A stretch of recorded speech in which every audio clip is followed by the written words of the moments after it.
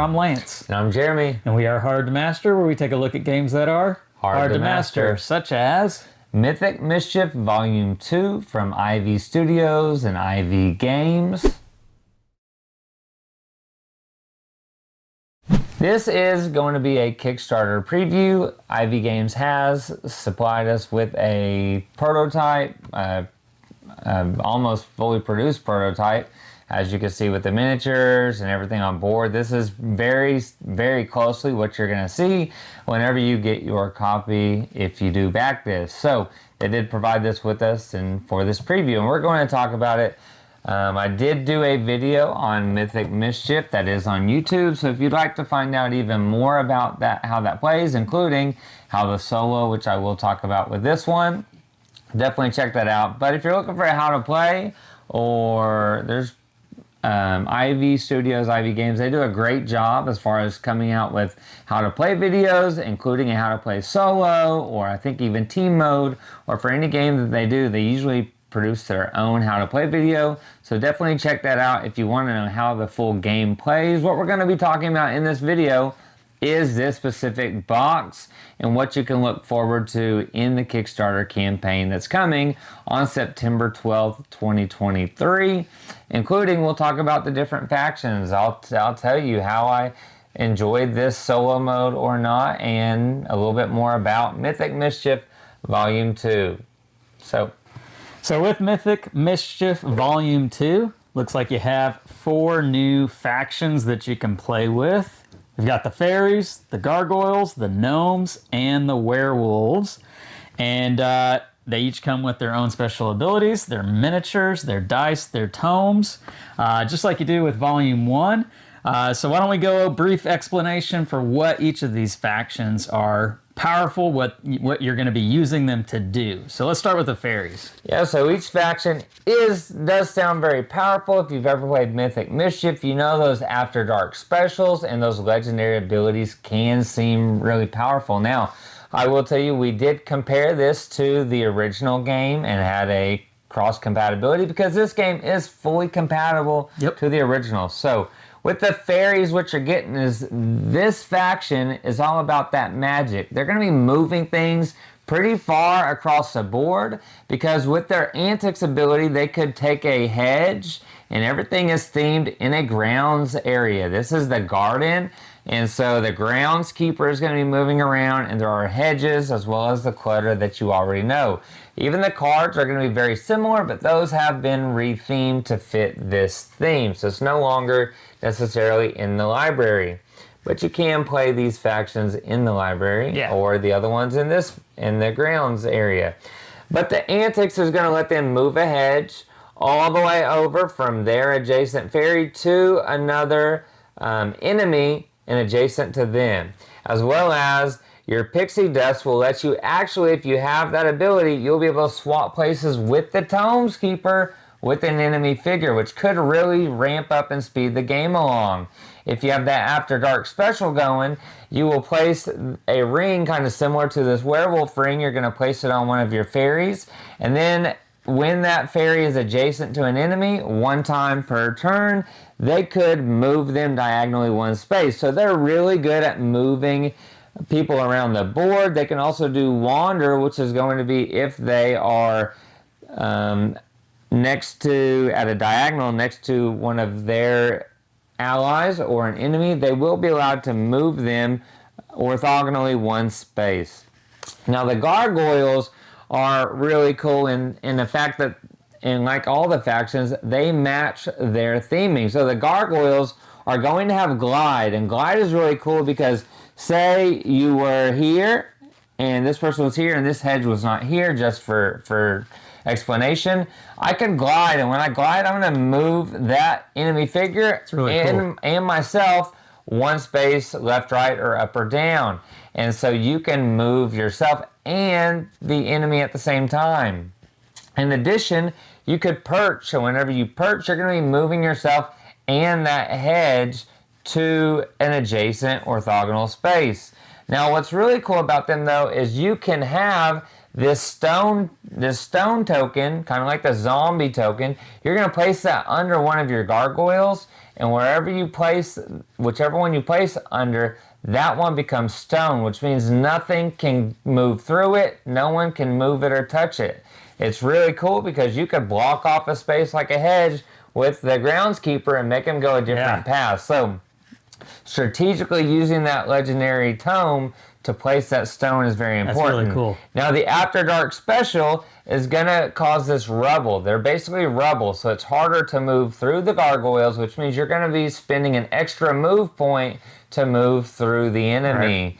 So those are some really cool things about the gargoyles. Now one of my favorites is the gnomes, and specifically because their move is split up into 2 different dice. You have your normal dice, but the range is not the same. With the gnomes, it's 1, 2, and 4. The last 2 spaces are going to be burrow, and that burrow is going to have a separate dice, which can go 1 or 2 to the 1 or 2 slot. That allows you to basically burrow under the ground, so you're going to go under that one space and whatever's there and go to the next one. And if you have that upgraded or boosted, you're going to be able to do that twice, which can really move you around the board if you're blocked by hedges and things. Now Shifty is going to let you shift somebody to an adjacent spot to you, as well as Illusion will kind of let you move that hedge or that bookshelf to any space around you instead of being, restricted in how you move it. Now, the legendary ability is really cool with this one because you can use that tome to reset one of your dice. And how many times do you use that move and you want to move more? Well, if you have that legendary potion, guess what? You can reset one of your dice. It could be the distract. I mean, it all depends on your gameplay that you're trying to do. Could be that burrow die. Really nice if you do that. In addition, you do have that After Dark special where you're uprooting. You're going to be able to move one of those location tokens a space closer or further. So it's really cool. That would either prolong or it could shorten that game because you're moving that token every round on your turn after dark. Now, last but not least are the werewolves, the hardcore, hard rock werewolves. And those are going to have fling. And whenever they fling, you're going to be next to them and you're going to be throwing them basically 2 spaces, if they can go 2 spaces, if not 1 space, and diagonally from you. So that's going to help you move them around. And if you do it lancet, you could fling 2 people to get captured by the groundskeeper. In addition, you can heave, and that's going to move those hedges or bookshelves all the way across the board, as long as it does not end up on the end where you cannot. It does have to follow those placement rules. So it also could not block off an area of the board. Now your full moon is going to allow you to attach this base to one of your werewolves, and whenever you fling now, you can fling over the hedges. Right. So you can fling them over. Prior to that, you can't. But if you have that full moon fever, that Michael J. Fox, now guess what? Now you're flinging them right over those hedges in your Teen Wolf mode. So the After Dark special, I think is really cool for this one because it really opens up the board. What you're doing is you're going to be shredding, and your shredder ability is going to let you remove the clutter, or you're going to remove a hedge from the board. That's going to open up the board, so no more hiding. You're going to have to plan where you're going to be. So that groundskeeper is going to be able to move more because they're not being stuck by as much clutter. And those hedges are going to be removed, which opens up that board, which again, leaves for less hiding. So those are the 4 new factions. All of them are great. I have tested all of them.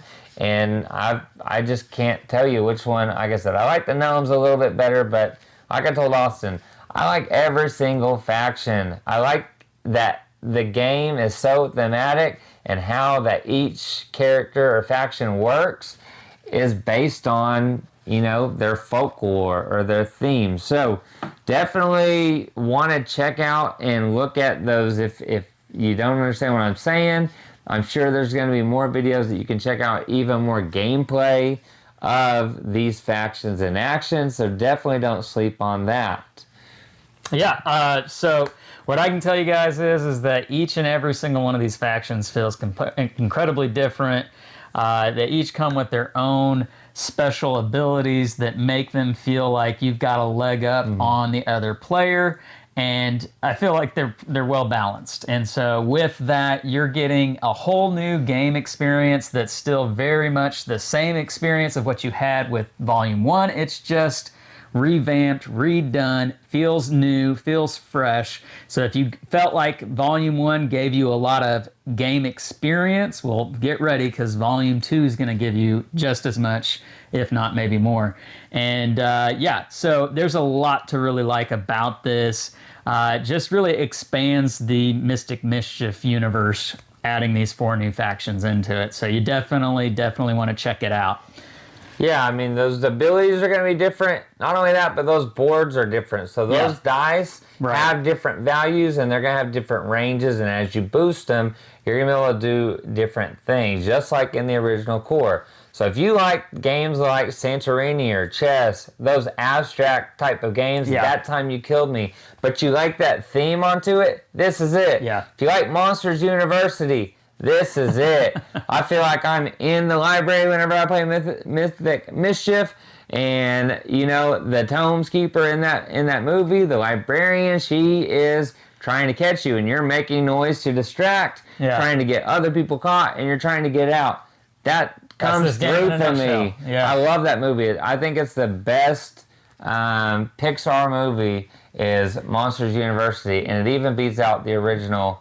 You lost some cool points there. I don't care. Monsters University is dope. And this game right here makes it come through when you're playing. Each faction, again, makes you feel like you're one of those characters in that type of universe. So as far as solo, like I said in my other video, you can check out, it's a nice puzzle. You're going to have these different cards, which are going to be out in front, and you're trying to not be in certain locations because the eye is going to allow you to be caught by the Tomes Keeper, which gives the enchanted points. In addition, if they gain these tomes which come out, they're going to gain points. And I can tell you, those fairies seem a little OP, being able to move things across the board and everything. But I can tell you, it is still going to be a tight game when you're playing solo because those cards are so cool. You're going to flip over, you have a row of 3, and whichever card shows you on the one that you draw, you're going to activate that one, you're going to remove it, you're going to slide to the left and place that at the end. And you're going to go either till someone gets 10 points like a normal, multiplayer game, or you're going to go until the groundskeeper gets to the 3rd spot. So if you like puzzly solo games where you're trying, I'm not a big points person, but this is one where you're trying to get to 10 points, so it's a race to 10 points. It's not how many points can you collect unless he gets to the end. And I can tell you, if you get in those yellow zones, you're knocked down, that's a whole turn you can't move. So it's really tough and really puzzly on how to get to the right spots, chance which ones you're not going to be in, and try to get to the most points. So if you like solo at all, or you just want to test it out, I can tell you this one is one you can set up really quickly, and you can play through much quicker than playing a multiplayer game with Lance. But we'll get to another note. So that's not even accurate. But it's awesome for Kickstarter previews. So it's true. It's true. I already 10 minutes for one placement. It's great.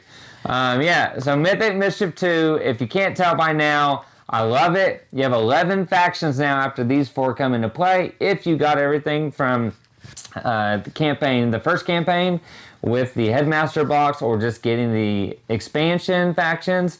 Now, I don't have the expansion factions anymore, and I was about to buy them at Gen Con, and Austin told me to wait, because not only do you have Mythic Mischief 2, and you probably have the original Mythic Mischief in this campaign, but you're also going to have those additional factions, and from what I hear, they're all going to be in this size box. So no more of those little bitty boxes, and no more of those big boxes, but the same size box. Now, everything we're telling you is subject to change, and everything you see on camera could change, but as far as you can see, it's a pretty close, prototype that's pretty close to what you're going to get.